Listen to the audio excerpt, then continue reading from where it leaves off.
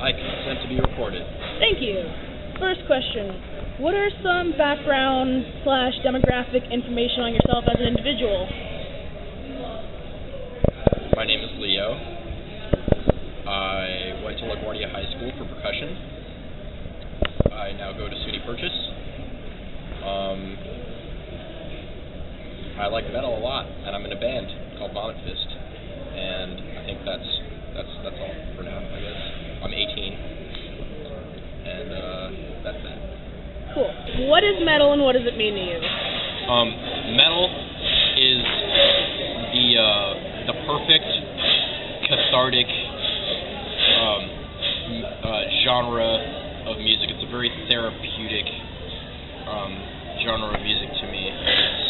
It gets a lot of aggression out in a positive and relatively nonviolent way. So metal to me is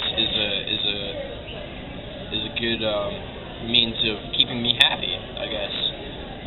And I think that a lot of metalheads would agree, and I think that metalheads in general would be known to be some of the nicest and most positive people because they're getting all their energy out at the shows and listening to music on the bus and stuff. So that's what I got to say about that. Metal is a very good tool, along with being an awesome music genre to just listen to in itself.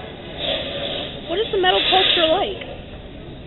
It's a very accepting family community. Whenever you see somebody with a metal shirt on the street, you're always sort of like connecting with them and on a subliminal level.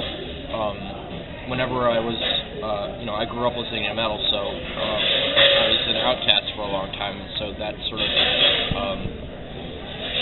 made me appreciate the unity that metalheads have. Like whenever you meet somebody who listens to metal, you immediately start to talk about whatever you've been listening to lately, and that's a great feeling. So that's what I love about the community. How did metal first enter your life, and in what ways did it start to become a part of your identity? Well, metal has always been a part of my identity because, as I said before, I always grown up with metal, so and that was me listening to Judas Priest and Ozzy Osbourne and Alice Cooper. I don't know if Alice Cooper's really metal, but I'll just put him in there anyway because he's hardcore as fuck. But yeah, just listening to them on the way to my grandma's house when I was 3 in the car, like, rocking out in the back seat in my little, the thing that toddlers have to use in the back seat. So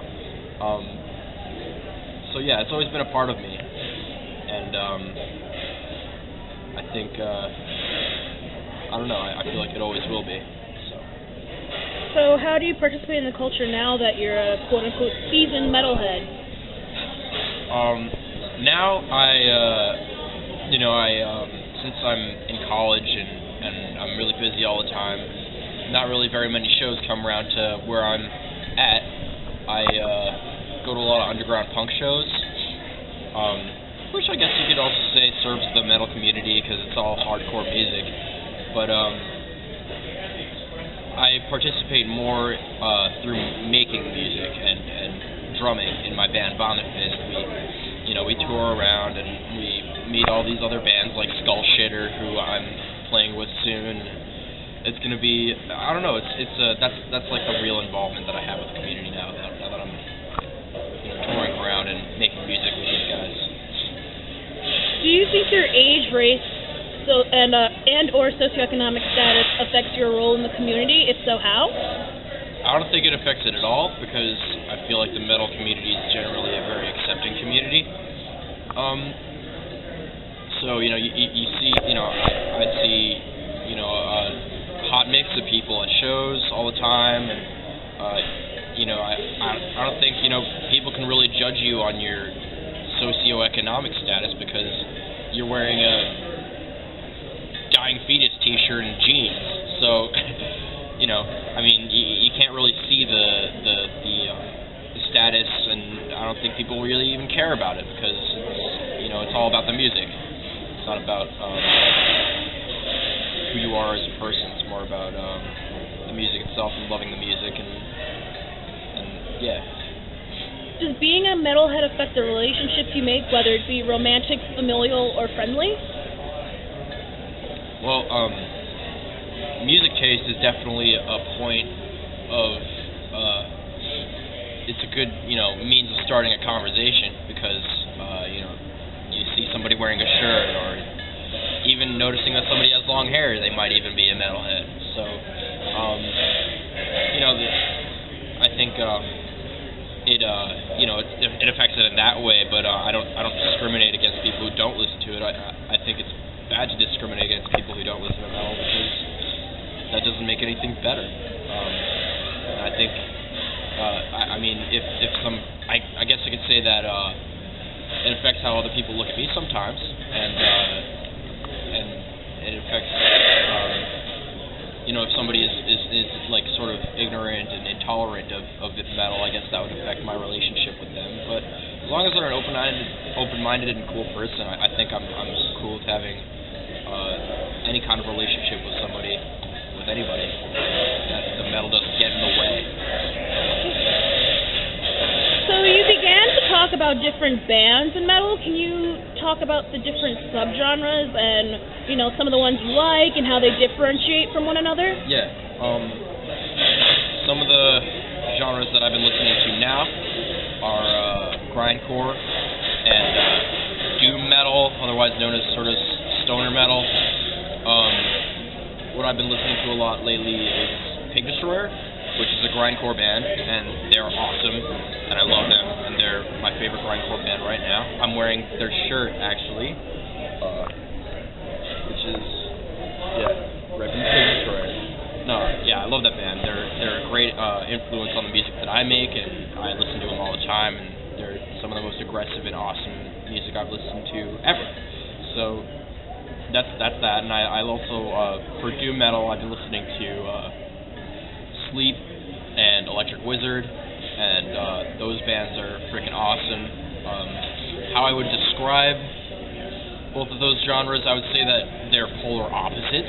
Grindcore is generally super short songs with high intensity, fast playing, whereas doom metal is sort of more laid back and slow and more jammy and very drony, I guess, also as well. So polar opposites I've been listening to lately, the yin and the yang.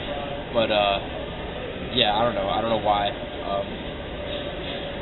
But another genre that I like is death metal, which in itself is sort of like has a bunch of these subgenres. So I've been listening to a lot of Gojira, which I don't know if I would call them death metal, but they sort of have the same vibe as death metal. I guess if I were to put them in a category, they would be death metal. But I like how they have a sort of environmental vibe to them, and they really care about the whales and the environment and stuff, and I really like that message, and I think it's pretty unique, considering death metal is, mostly associated with death. I've also been really into cattle decapitation. I've always loved cattle decapitation. They would be known as, like, death grind, which is, like, the subgenre, otherwise known as, people like to sort of over-genreify them and say they're, like, vegan death grind, post-core or whatever, I don't know, but I would just call them death grind. They're also pretty politically influenced. They talk a lot about animal rights and stuff like that, which is really cool. I've also been listening to Behemoth a lot. They're, I guess you would call them blackened death metal, because they have a lot of black metal influence in their music, but they're like super intense, and I love them as well, so that's that. Do you think metal is dying?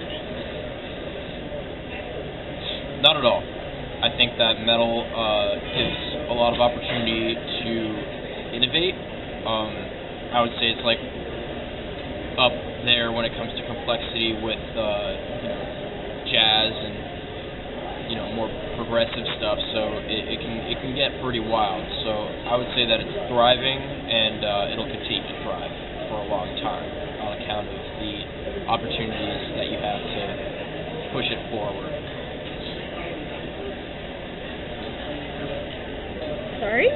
In what ways has being a part of the metal scene influenced and shaped your identity? Well, since I've always been a part of metal, I've had sort of the full scope of what it means to be a metalhead. I've had the outcast, one metalhead kid in an entire school feeling, which is shitty, but it's also kind of cool to have this sort of solitary vibe, just to be like into your own thing. But I've also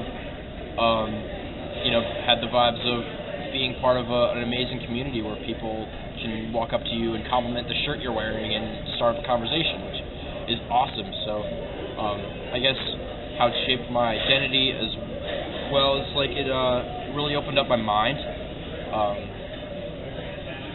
It made me a lot more tolerant of people because metal has that sort of outcast vibe. So it's made me a lot more accepting because I want to be accepted for who I am and stuff. So that's that. Yeah. Are there any final thoughts or ideas you have that you may not have mentioned in an interview that you would like to talk about right now? Yeah, I guess I could go a little bit more like how a lot of people sort of generalize metal as like this genre that promotes death and is super hardcore and all about the murder and I don't know. And that's cool. It's awesome. But I think that coming from a musician's point of view, I know that metal has a lot of depth when it comes to composition and when it comes to technical proficiency. I think it's a genre to be respected in that front, as well as the lyrical content. I think that there's a lot of I feel like along with the thought that metal is a very brutal and murderous genre, I think that there's a lot of other metal that promotes things other than death. Like, I mentioned Gojira talks about the environment and how, plastic is bad or whatever, and so does Cattle Decapitation, talking about animal rights and about how humans are being really shitty right now to the environment and animals and stuff. So I think that there's a lot more than just death to be taken away from metal. There's a lot. It's a pretty deep and awesome genre. So that's that. Yeah. All right.